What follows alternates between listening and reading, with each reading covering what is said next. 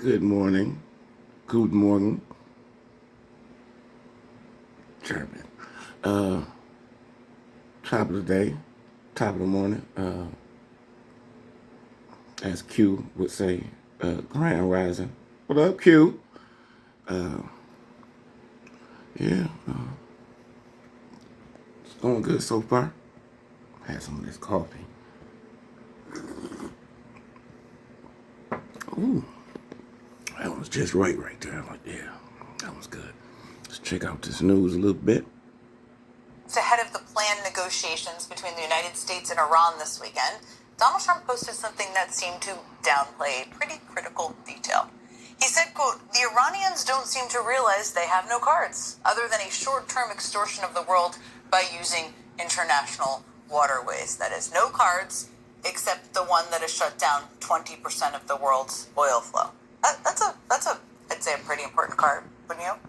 And new data today showed how Iran's control of the Strait of Hormuz is wreaking havoc on the American economy. Gas prices continue to spike as Trump's war continues and the Strait of Hormuz remains closed. The price of regular gasoline in the United States jumped 25% from February to March, the highest monthly percentage increase on record.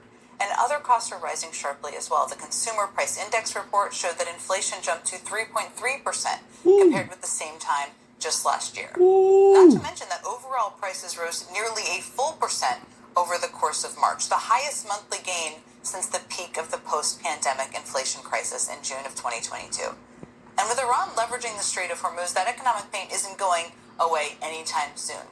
So for most presidents, this would be a moment where you hunker down with your national security team and your economic team and figure out how the heck to get out of this mess. That's what you would do.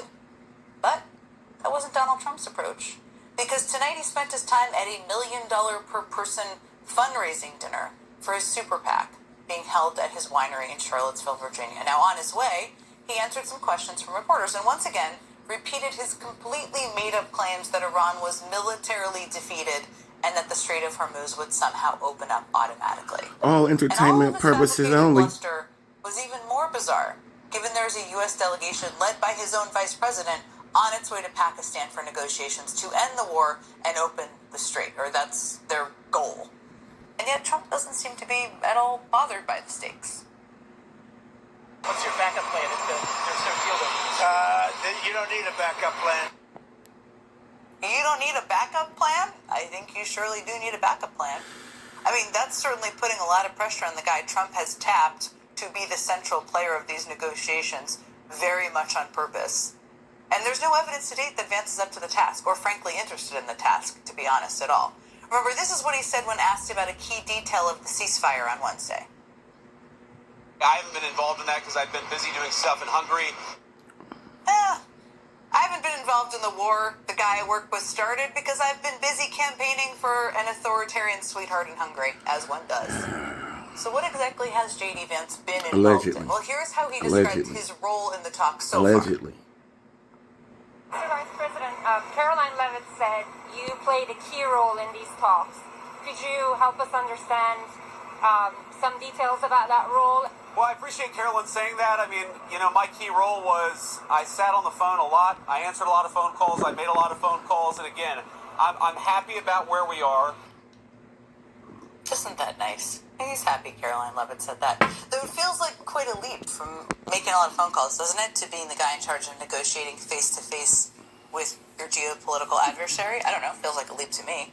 Now, to add to the pressure on Vance, Trump seems pretty eager to put the responsibility for resolving this war entirely on his shoulders.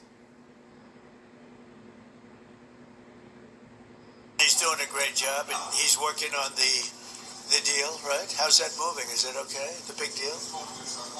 You see it happening? So if it doesn't happen, I'm blaming J.D. Vance. If it does happen, I'm taking full credit. What did you tell J.D. Vance before he left, sir? Well, I wish him luck. He's got a big thing. We'll find out what's going on. Like he's an observer of the process of the war he started. What could go wrong? Joining me now are two people I spent a lot of time with when we were all a part of the team negotiating the Iran nuclear agreement that Donald Trump, of course, tore up. Rob Malley was President Obama's lead negotiator on President Obama's 2015 nuclear deal, and Admiral John. Well, keep them prayers going. Thank you for coming to watch me. Arigato. And, let me see. Aspidanya. Kumbayaji. On Vitazane. Later. Have a wonderful day, everyone. For real, have a good day. Man, y'all better get close to y'all peoples, man, because it's too much. Y'all better get close to them. Tell them you love them. Tell them you want to see them or something. Call them. You better, man. It's getting real hectic out here. Bye.